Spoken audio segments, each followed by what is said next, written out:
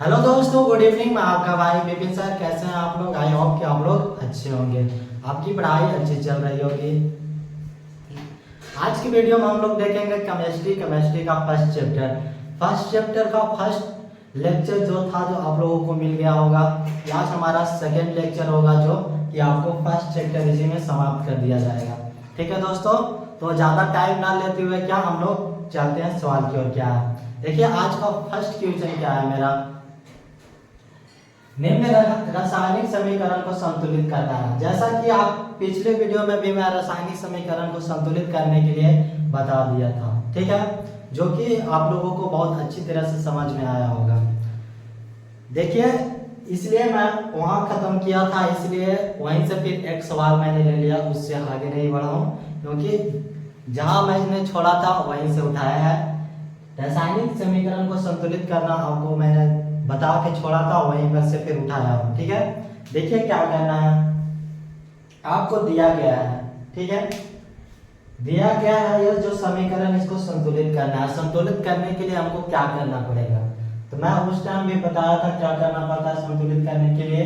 जो आपको जितना रहता है उसको पहले लिख लेते हैं। जैसे आपको तो पहले सोडियम है बाबू, सोडियम को लिख लेंगे। हम किस रूप पहले बताए थे पिछला वीडियो में, कैसे संतुलित करने के लिए आपको बताए थे, उसी तरह यहाँ पे भी देखिए क्या सोडियम है। सोडियम आपको कितना है, सोडियम एक दिया गया। ऑक्सीजन भी एक है। हाइड्रोजन भी एक है। इसको बॉक्स में कर लेंगे, ठीक है। ये देखिए, ये जो आपको तीर का निशान दिख रहा है, ये इधर अलग है और इधर अलग है। इधर वालों को अभिकारक बोलते हैं और इधर वालों को क्या बोलते हैं, उत्पाद बोलते हैं। मैं आपको पिछले वीडियो में बताया था, ठीक है ना। होने वाला कि क्या बोलते हैं, उत्पाद बोलते हैं, अभिकारक बोलते हैं। पहले हमने लिख लिया इसको, फिर इसे भी लिख देंगे। क्या H2, हाइड्रोजन कितना 2, सल्फर कितना 1 और ऑक्सीजन कितना 4। ये हो गया। इस तरह तो समीकरण को आपको संतुलित करना रहे तो आप पहले इस तरह लिख लीजिए, ठीक है। उसके बाद इधर देखिए, फिर इधर यही काम करना है आपको। सोडियम 2, सल्फर 1, ऑक्सीजन 4, ठीक है। फिर इसमें हाइड्रोजन 2, ऑक्सीजन 1, ठीक ना। Hydrogen 2, oxygen 1। इस तरह जब आपको लिखा जाए और लिख लिया जाए, हो जाए इस तरह आपको लिखल, उसके बाद देखिए क्या करना है। उसके बाद आपको तीर के इधर और इधर, यानी कि अभिकारक और उत्पाद, ठीक है। ये उत्पाद है, ये अभिकारक है, ठीक है। क्या ये अभिकारक, ये उत्पाद, ठीक है। इस तरह से तो पहले समीकरण को संतुलित करना करें, तो इस तरह आप लिख लीजिए। उसके बाद देखिए क्या करना है। देखना बाबू कि इधर सोडियम इधर कितना उधर कितना है, ठीक है। यही देखना कि सोडियम इधर कितना उधर कितना। यहाँ पे सोडियम 1 है, यहाँ पे सोडियम क्या है 2 है, ठीक है। तो सबसे पहले तो सोडियम ही बराबर नहीं है हमारा, तो उसके लिए क्या करेंगे, उसके लिए आपको गुना करना पड़ेगा इसमें 2 से, ठीक है। इसमें जब 2 से गुना करेंगे तो केवल ना सोडियम में गुना होकर क्या तीनों में गुना होगा, जो आपको दिया गया है सोडियम, ऑक्सीजन, हाइड्रोजन, ठीक है। गुना करेंगे 200 तो तीनों में गुना हो जाएगी, ठीक है ना। देखिए यहाँ पे क्या हो जाएगा 2 2 2, कैसे, जो 2 और 1 से गुना करेंगे तो 2, 2 1 से गुना करेंगे 2, 2 1 से गुना करेंगे 2, ठीक है। ये हो गया भाई, सोडियम 2 हो गया, ठीक है। ऑक्सीजन कितना है 2 है। यहाँ पे ऑक्सीजन कितना है, ऑक्सीजन यहाँ पे 4 है, यहाँ पे 4 भी है। ऑक्सीजन यहाँ पे 2 है और यहाँ पे कितना है, ऑक्सीजन 1 है, ठीक है। ऑक्सीजन आपको यहाँ पे 1 दिख रहा होगा, ठीक है। तो उसको 2 बनाने के लिए हमको क्या करना पड़ेगा, 2 से गुना करना पड़ेगा। क्या करना पड़ेगा, 2 से गुना। इसमें 2 से गुना कर देंगे। हाइड्रोजन कितना हो जाएगा 4, ऑक्सीजन 2, हाँ ना। 2 और 2 से गुना करेंगे तो 4 और 2 1 से गुना करेंगे तो 2, ठीक है। देखिए हाइड्रोजन 2 हो गया, हाइड्रोजन 2 हो गया, ठीक है, ठीक है ना दोस्तों। अब देखिए क्या है, अब अब हमें लगता है कि हमारा टोटल चीज बराबर हो गया। देखिए कैसे, क्या है, सोडियम टू, ठीक है, hydrogen two hydrogen, sorry oxygen two, ठीक है, हाइड्रोजन टू, ठीक है, हाइड्रोजन टू, ठीक है ना। दो हाइड्रोजन को मिलाएंगे, 2 प्लस हाइड्रोजन 2 कितना हो जाएगा 4, 2 और 2 कितना हो जाएगा, वो 4 होगा ना। हाइड्रोजन कितना है हमें 4, ठीक है। ऑक्सीजन आपको 4 है, ऑक्सीजन 4 है, ठीक है। तो इस तरह से आपको करके देख लेना है। इस तरह आपको सब बराबर हो गया ना। यहाँ ये काम आपको रफ में करिएगा तो भी सही है। तो हमको संतुलित करने के लिए किसमें कितना से गुणा करना पड़ा वो लिख देंगे। किसमें कितना से गुणा करना पड़ा, तो जो ये हमारा दिख रहा है फर्स्ट में दिया गया था, इसमें कितना से गुणा किए, 2 से गुणा किए, 2 लिख दिए। और इसमें एक थोड़ा लास्ट में गुणा किए कितना, 2 से, यहाँ पे 2 लिख देंगे। क्या और किसी में गुणा किया है, नहीं ना। अब किसी में गुणा हम लोग नहीं किए हैं, तो ये हमारा क्या हो गया, समीकरण संतुलित हो गया। समीकरण संतुलित करने या कहने का मतलब ये हुआ दोस्तों कि दोनों आपको क्या होना चाहिए, बराबर होना चाहिए, तभी आपका समीकरण संतुलित माना जाएगा, ठीक है। इस तरह होता है, जो कि आपको पीछे जो फर्स्ट लेक्चर मैंने दिया था केमिस्ट्री का उसमें भी बताया था, और वहां से ही मैंने स्टार्ट किया आज कि वहां से ही लिया जाए, ठीक है ये। और नेक्स्ट पॉइंट में आपका ये है,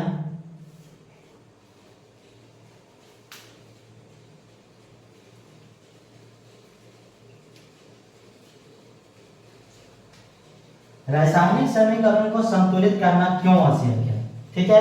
रासायनिक समीकरण को संतुलित करना क्यों आवश्यक है, यह हमारा क्वेश्चन हमसे पूछ रहा है, ठीक है।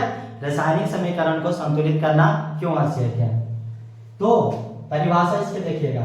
रासायनिक समीकरण के पहले अभिकारक, क्या बोले हम, यह अभिकारक होता है एवं उसके उत्पाद यहाँ उसके उत्पाद, ठीक है। प्रत्येक पदार्थों के परमाणु संख्या क्या होनी चाहिए, बराबर होनी चाहिए, ठीक है ना। प्रत्येक पदार्थों की संख्या बराबर होनी चाहिए, तो ही उसको रासायनिक समीकरण को संतुलित माना जाएगा, जैसा कि हम लोग ऊपर देखे हैं, ठीक है। सोडियम, हाइड्रोजन, ऑक्सीजन जो हमारा संख्या दिया गया था उसको क्या होना चाहिए, बराबर होनी चाहिए, ठीक है ना। उसकी जो परमाणु संख्या है क्या होनी चाहिए, बराबर होनी चाहिए, तो ही वह समीकरण क्या होगा, हमारा संतुलित होगा, ठीक है ना दोस्तों। और नोट में क्या है आपका, इससे दोनों तरफ द्रव्यमान भी बराबर होते हैं। क्या समीकरण जब संतुलित हो जाता है बाबू, तो उसका दोनों तरफ द्रव्यमान क्या होता है, बराबर हो जाता है, ठीक ना। यहाँ तक आप इसको इस परिभाषा की मदद से आप समझ सकते हैं, ठीक है, जो कि आपको समझ में अच्छी तरह से आ गया होगा। आई होप कि आप लोग नहीं समझे होंगे तो कमेंट बॉक्स में जरूर बताइएगा, ठीक है दोस्तों। जहां पर भी आपका डाउट रहेगा वहां पर मैं क्लियर करने का कोशिश करूंगा, ठीक है ना। बाकी आगे हम लोग चलते हैं नेक्स्ट पॉइंट की ओर, क्या है, ठीक है दोस्तों। रासायनिक समीकरण के प्रकार या रासायनिक समीकरण कितने प्रकार के होते हैं, ठीक है ना, वो हमको देखना है। देखिए रासायनिक अभिक्रिया जो है वो आपको 5 प्रकार के होते हैं। रासायनिक अभिक्रिया कितने प्रकार के होते हैं, 5 प्रकार के, जो कि आपको बोर्ड पे लिखा गया है।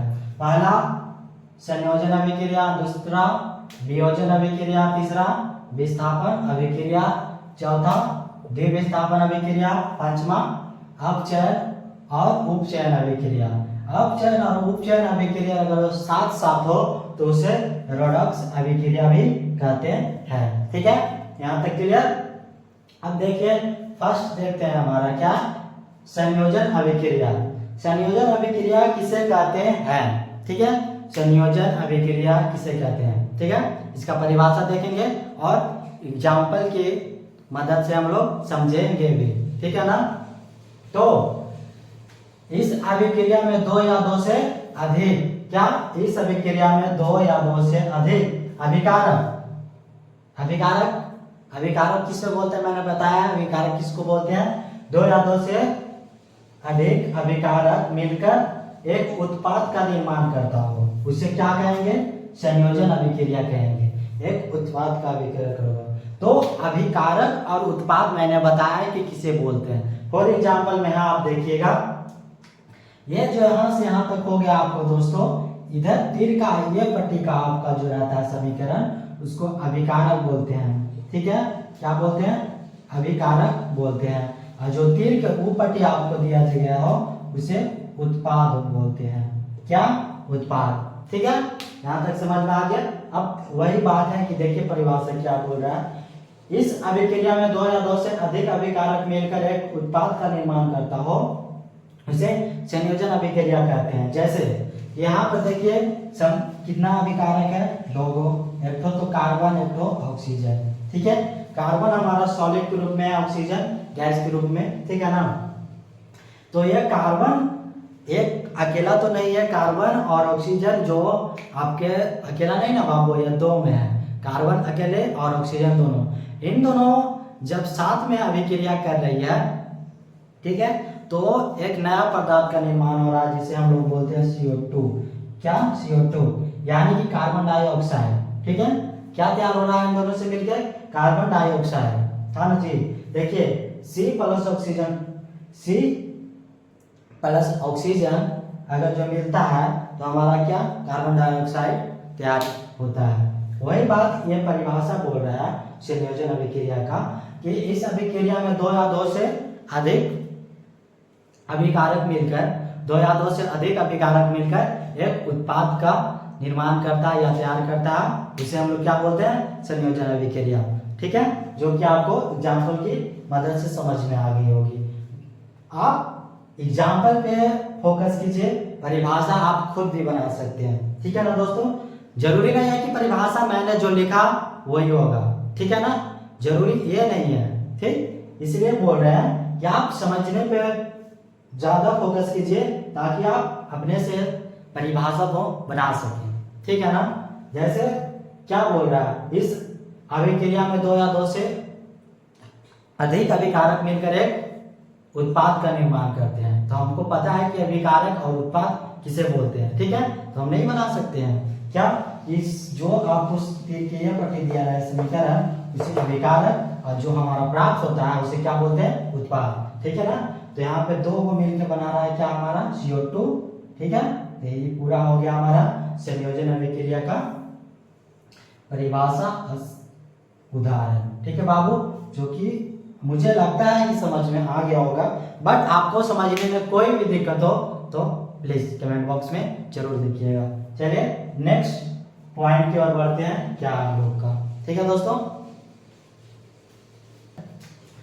वियोजन अभिक्रिया किसे कहते हैं। ठीक है, हमारा दूसरा पॉइंट क्या, वियोजन अभिक्रिया किसे कहते हैं। तो परिभाषा देखिए क्या है, एक अभिकारक टूटकर, क्या, एक अभिकारक टूटकर दो या दो से अधिक उत्पाद, दो या दो से अधिक उत्पाद में बदल जाता है उसे क्या कहते हैं, वियोजन अभिक्रिया कहते हैं। ठीक है ना, इसका परिभाषा ये होता है, वियोजन अभिक्रिया किसे कहते हैं, एक अभिकारक टूटकर दो या दो से अधिक उत्पाद में बदल जाए उसे क्या कहते हैं, वियोजन अभिक्रिया बोलते हैं। ठीक है ना, आइए हम लोग उदाहरण की मदद से समझते हैं। जैसे मैंने पहले भी बोल चुका हूँ कि तीर के ये पट्टी जो होता है वो हमारा क्या, अभिकारक होता है, और जो ये पट्टी रहता है क्या, उत्पाद रहता है। ठीक है ना, तो CaCO3 जो हमारा कैल्शियम कार्बोनेट है, ठीक है, उसको अगर जो हम उष्मा के थ्रू गर्म करते हैं तो तोड़ के हमको देता है CaO प्लस CO2। ठीक है ना, कैल्शियम कार्बोनेट। ठीक है, कैल्शियम और कार्बोनेट। ठीक है ना, तो आपको जब उष्मा पे इसको गर्म कीजिएगा CaCO3 यानी कि कैल्शियम कार्बोनेट को, तो हमारा तोड़ को क्या देगा, CaO प्लस CO2। ठीक है, वही परिभाषा कर रहा है बाबू कि एक अभिकारक, क्या, अभिकारक, अभिकारक बोल लेते हैं, अभिकारक जो इधर होता है उत्पाद। ठीक है ना, यह अभिकारक हो गया एक उत्पाद। ठीक है, एक अभिकारक टूटकर, शब्दों पे गौर कीजिए, टूटकर दो या दो से अधिक उत्पाद में बदल जाए। ठीक है, जो हमारा एक विकारक है ये बाबू, ये टूटकर दो या दो से अधिक में बदल जाएगा, उसे क्या कहेंगे हम लोग? वियोजन अभिक्रिया बोलेंगे। ठीक है, आपको क्लियर हुआ होगा। समझने का मेन अच्छा तरीका है कि आप उदाहरण ले लीजिए। उदाहरण, परिभाषा आप रटिए मत, बिल्कुल एकदम उदाहरण की मदद से आप परिभाषा को समझ सकते हैं। ठीक है ना दोस्तों, तो यही से समझने का कोशिश कीजिएगा। क्या बोल रहा है? एक अभिकारक टूटकर, जो हमारा यह अभिकारक दिया गया है कैल्शियम कार्बोनेट, वो टूटकर दो या दो से अधिक उत्पाद में बदल जाता है, जो कि आपको दिख भी रहा है कि दो में बदल गया है, तो उत्पाद में। इसको क्या बोलते हैं हम लोग? वियोजन अभिक्रिया बोलते हैं। ठीक है ना, क्लियर हुआ? चलिए देखते हैं वियोजन। वियोजन अभिक्रिया की प्रकार होता है दोस्तों, और ये 3 प्रकार का होता है। वियोजन अभिक्रिया कितने प्रकार की होती है? 3 प्रकार की। ठीक है ना, फर्स्ट क्या होता है आपका? ऊष्मीय वियोजन। ठीक है, फर्स्ट क्या है हमारा? ऊष्मीय वियोजन। दूसरा विद्युत वियोजन। ठीक है, तीसरा प्रकाशीय वियोजन। ठीक है ना दोस्तों, ये हमारा जो वियोजन अभिक्रिया है टोटल 3 प्रकार का होता है। तीनों मैंने यहाँ लिख दिया, ऊष्मीय, विद्युत, अप्रकाशीय। ठीक है ना, बाकी मैं तीनों का परिभाषा पढ़ूंगा पूरा बेसिक के साथ। यहाँ तक आपको जो भी मैंने पढ़ाया है, अगर कहीं भी समझने में कोई भी दिक्कत हुई होगी तो प्लीज कमेंट बॉक्स में जरूर बताइएगा, ताकि मैं आपकी समस्या का समाधान कमेंट बॉक्स में दे सकूं। ठीक है ना, बाकी यहाँ से नेक्स्ट पॉइंट की ओर हम लोग बढ़ते हैं। ठीक है दोस्तों, जैसा कि मैंने पहले भी बोला, समझने का बेस्ट तरीका है कि आप फॉर्मूला से समझिए। ठीक है, चलिए नेक्स्ट पॉइंट की ओर बढ़ते हैं। व्यंजन। ठीक है, क्या? ऊष्मीय व्यंजन। ऊष्मीय व्यंजन किसे कहते हैं? ठीक है ना, इसका परिभाषा हम लोग देखेंगे। अभिकारक का ऊष्मा द्वारा किया गया व्यंजन को ही ऊष्मीय व्यंजन कहते हैं। अभिकारक जो हमारा दिया जाता है, उसको हम लोग ऊष्मा द्वारा जो व्यंजन करते हैं, यानी कि व्यंजन विभक्त करते हैं, यानी कि तोड़ते हैं, उसी को क्या बोलते हैं? ऊष्मीय व्यंजन। ठीक है ना, ऊष्मा व्यंजन किसे कहते हैं? ठीक है, इसका परिभाषा अभिकारक का ऊष्मा द्वारा व्यंजन किया गया अभिक्रिया को ही ऊष्मीय व्यंजन कहते हैं। ठीक है, जैसे देखिए उदाहरण में आपको क्या है? CaCO3 दिया गया है, कैल्शियम कार्बोनेट। ठीक है, कैल्शियम कार्बोनेट के हम ऊष्मा के द्वारा जो विखंडन कर रहे हैं, ठीक है ना, उसी को क्या बोलेंगे? ऊष्मीय व्यंजन। आपको सीधा सीधे ये समझना है ऊष्मीय व्यंजन में कि जो ऊष्मा से व्यंजन हो जाता है उसे क्या बोलेंगे? ऊष्मीय व्यंजन। ठीक है ना, जो ऊष्मा से व्यंजन हो जाए उसे क्या बोलेंगे? ऊष्मा व्यंजन या ऊष्मीय व्यंजन। ठीक है ना, ऊष्मा बोलो तो क्या? गर्म या गर्मी। ठीक है, गर्म। ठीक है ना, जो ऊष्मा से व्यंजन हो जाए उसे क्या बोलेंगे? ऊष्मीय व्यंजन। ठीक है, ऊष्मा का परिभाषा आपको इतना याद रखना है। दूसरा क्या? विद्युत व्यंजन। ठीक है, तो विद्युत धारा प्रवाहित होने के कारण, क्या? विद्युत धारा प्रवाहित होने के कारण होने वाले व्यंजन को विद्युत व्यंजन कहते हैं। क्या? फर्स्ट हमारा क्या था? ऊष्मा व्यंजन। उसमें क्या हो रहा था? ऊष्मा से व्यंजन हो रहा था। और विद्युत व्यंजन में क्या होता है कि विद्युत से व्यंजन होता है, यानी कि टूटता है या विभक्त होता है। ठीक है ना, तीनों एक ही बात है। क्या बोल रहा है? विद्युत व्यंजन में विद्युत धारा प्रवाहित होने के कारण होने वाला व्यंजन को ही विद्युत व्यंजन करते हैं। जैसे में उदाहरण देखिए, क्या है? H2H2O। ठीक है, लिक्विड के रूप में है, विद्युत धारा से व्यंजन हो रहा है। विद्युत धारा से व्यंजन हो रहा है बाबू, तो इसे आप क्या बोलेंगे? विद्युतीय व्यंजन बोलेंगे। ठीक है ना, आप वो सिंपल यहाँ से परिभाषा अपने से बना के लिख सकते हैं कि जो विद्युत धारा से व्यंजन हो उसे विद्युतीय व्यंजन बोलते हैं, और जो ऊष्मा से व्यंजन हो उसे ऊष्मा व्यंजन बोलते हैं। ठीक है, जैसे चलिए देखिए, क्या प्रकाशीय व्यंजन, प्रकाशीय व्यंजन का परिभाषा क्या है? सूर्य के प्रकाश की उपस्थिति में, क्या? सूर्य के प्रकाश की उपस्थिति में होने वाले व्यंजन को ही प्रकाशीय व्यंजन कहते हैं। ठीक है, प्रकाशीय व्यंजन हम उसे कहते हैं जो सूर्य, हमारा सूर्य है, सूर्य के जो प्रकाश से व्यंजन हो जाता है, ऐसा अभिकारक जो सूर्य के प्रकाश से व्यंजन हो जाए उसे क्या बोलते हैं? प्रकाशीय व्यंजन बोलते हैं। ठीक है दोस्तों, तो इसका उदाहरण देख लीजिए।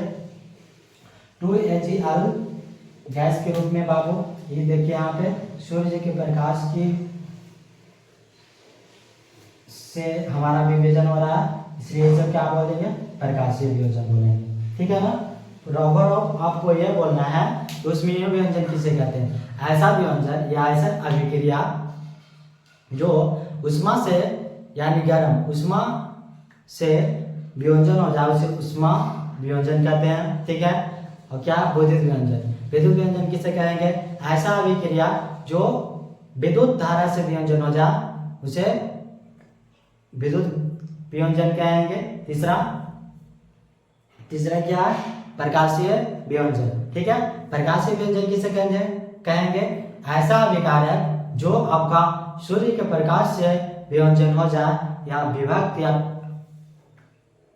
टूट जाए उसे क्या बोलेंगे हम लोग? प्रकाशीय व्यंजन बोलेंगे। ठीक है ना, प्रकाशीय व्यंजन। तो आई होप कि आप लोग तीनों अच्छा तरह से समझ गए होंगे उदाहरण की मदद से। ठीक है ना दोस्तों, जो उष्मा द्वारा व्यंजन होगा उसे उष्मीय व्यंजन, जो विद्युत धारा के द्वारा व्यंजन होगा उसे विद्युत व्यंजन, और जो प्रकाश से सूर्य के प्रकाश से जो व्यंजन होगा उसे क्या बोलेंगे?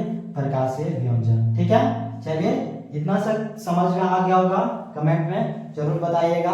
अगर आपको कहीं पे दिक्कत हो तो, और ना हो वो भी बताइएगा। ठीक है दोस्तों, चलिए क्या है नेक्स्ट पॉइंट की ओर हम लोग देखते हैं, विस्थापन अभिक्रिया। ठीक है, विस्थापन अभिक्रिया किसे कहते हैं? ठीक है ना, इस अभिक्रिया में अधिक क्रियाशील वाले तत्व, इस अभिक्रिया में अधिक क्रियाशील वाला तत्व कम क्रियाशील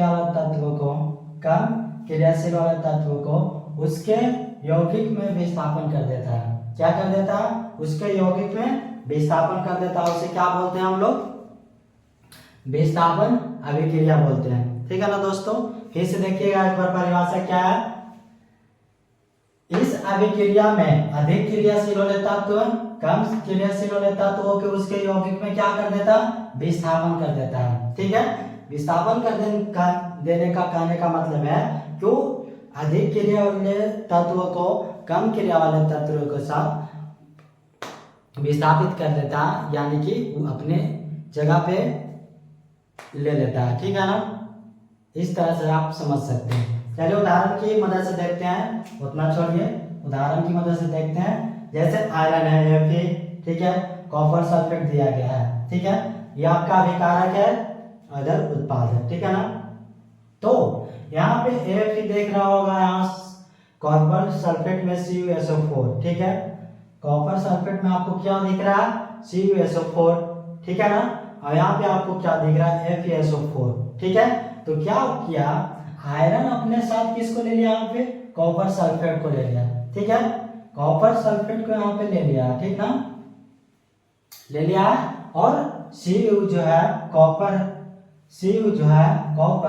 कॉपर को अलग कर दिया। ठीक है, आयरन जो लोहा है आपको सल्फेट ले लिया, वहां से सल्फेट ले को क्या बना दिया आपने यहाँ पे? लोहा सल्फेट। ठीक है, और यहाँ कॉपर अलग कर दिया है। ठीक है, परिभाषा की कहने का क्या मतलब था कि ऐसा अभिक्रिया, ठीक है, ऐसा अभिक्रिया अधिक क्रियाशील तत्व में, एक ऐसा अभिक्रिया अधिक क्रियाशील तत्व कम क्रियाशील वाले तत्व के उसके यौगिक में विस्थापन कर देता है। उसे क्या बोलते हैं? उसे क्या बोलते हैं? विस्थापन अभिक्रिया। ठीक है, उसे क्या बोलते हैं? विस्थापन अभिक्रिया। फॉर एग्जाम्पल आप समझ ही गए होंगे कि यहाँ पे आयरन सिर्फ था और यहाँ पे CuSO4 यानी कॉपर सल्फेट था, और इस तरह से जो इधर हमारा बना है FeSO4, यह क्या किया है, ये आयरन और सल्फेट के साथ यौगिक करके विस्थापन यहाँ पर बन गया, ठीक है ना। जो ये आयरन था बाबू, आयरन अधिक क्रियाशील वाला तत्व, वो सल्फेट को क्या किया, सल्फेट को अपने यहाँ विस्थापित कर दिया है, ठीक है ना, और कॉपर को क्या कर दिया, अलग कर दिया, ठीक है। यही होता है इसका परिभाषा।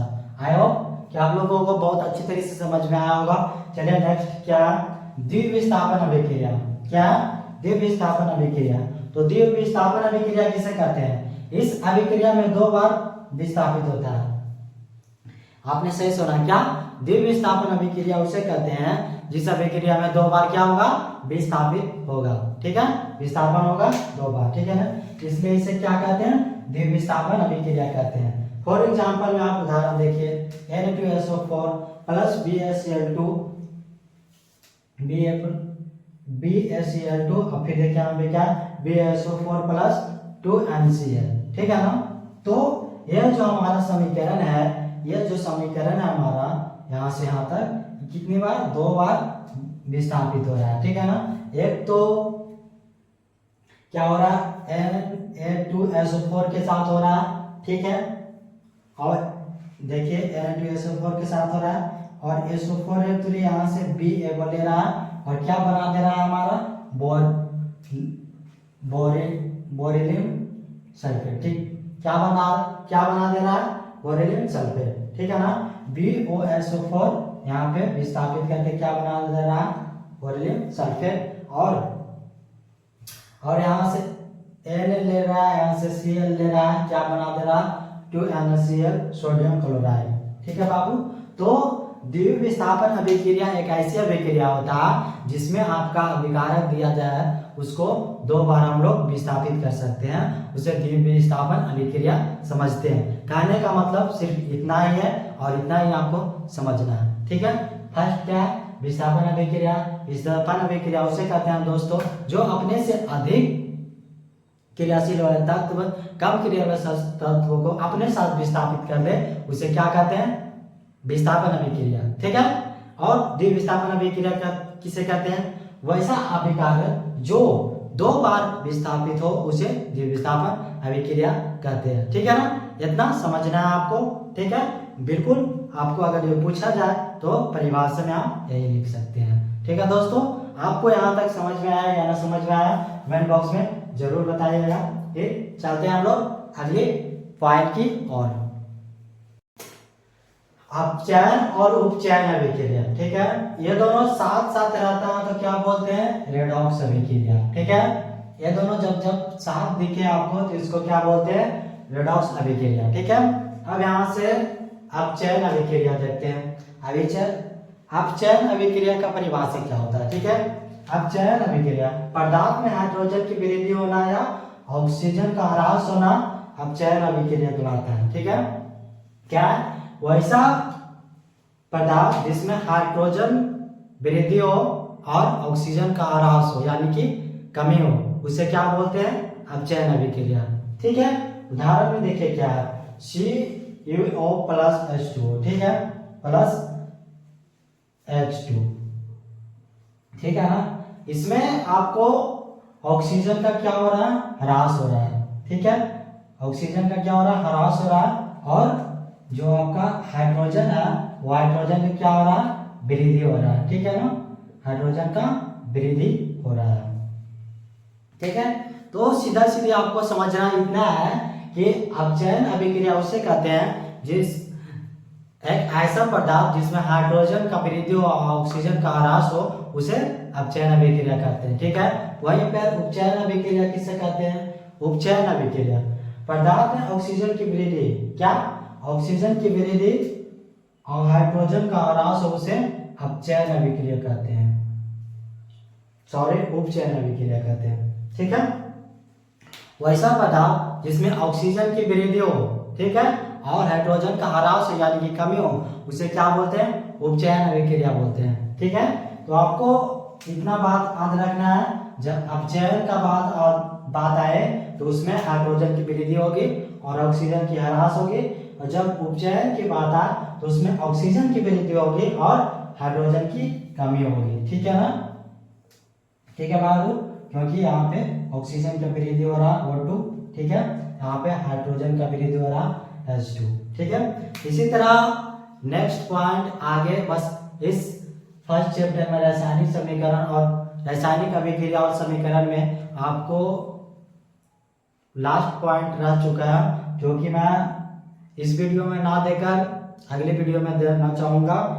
जो अगली चैप्टर शुरुआत में करूँगा या उसमें रहेगा या उससे पहले ही दे दूंगा। ठीक है दोस्तों, बाकी आज का सेशन कैसा लगा कमेंट बॉक्स में जरूर बताइएगा। ठीक है दोस्तों, क्योंकि जो भी बताया गया है आपको फार्मूला के माध्यम से बताया गया है और एनसीईआरटी बुक में जो ही बताया गया है। ठीक है, जैसा कि आप लोग जानते हैं कि हम लोग 4 मंथ की कोर्स चला रहे हैं, जिसमें आपको केमिस्ट्री मैं पढ़ा रहा हूँ, बाकी हिंदी का क्लास चल रहा है, फिजिक्स बायो का क्लास भी चल रहा है हमारे सर के द्वारा। ठीक है ना, हमारे अलग से 2 टीचर और हैं, बाकी मैं मैथ और केमिस्ट्री का क्लास ले रहा हूँ। तो आज का वीडियो आपको कैसा लगा कमेंट बॉक्स में जरूर बताइएगा। प्लीज़ अगर जो आप हमारे यूट्यूब चैनल पर नए हैं तो प्लीज़ सब्सक्राइब कर लीजिएगा और बेल आइकन को दबा दीजिएगा, ताकि मैं वीडियो डालूँ तो आपको नोटिफिकेशन सबसे पहले मिले, ताकि आप टारगेट 2025 का हम लोग बोर्ड के जो टारगेट लेके तैयारी कर रहे हैं उसमें आपको बेहतर से बेहतर नंबर की तैयारी कर सके। ठीक है दोस्तों, और जाते जाते मैं कुछ नहीं बोलना चाहूँगा। प्लीज़ आपको वीडियो अगर अच्छा लगा हो प्लीज़ आप अपने दोस्तों के पास शेयर और सब्सक्राइब प्लीज़ कर लीजिए, क्योंकि आपको एक सब्सक्राइब से हमें बहुत मोटिवेशन मिलता है दोस्तों। इसलिए दोस्तों आप प्लीज़ सब्सक्राइब कर लीजिएगा। सो थैंक यू, धन्यवाद। आज का वीडियो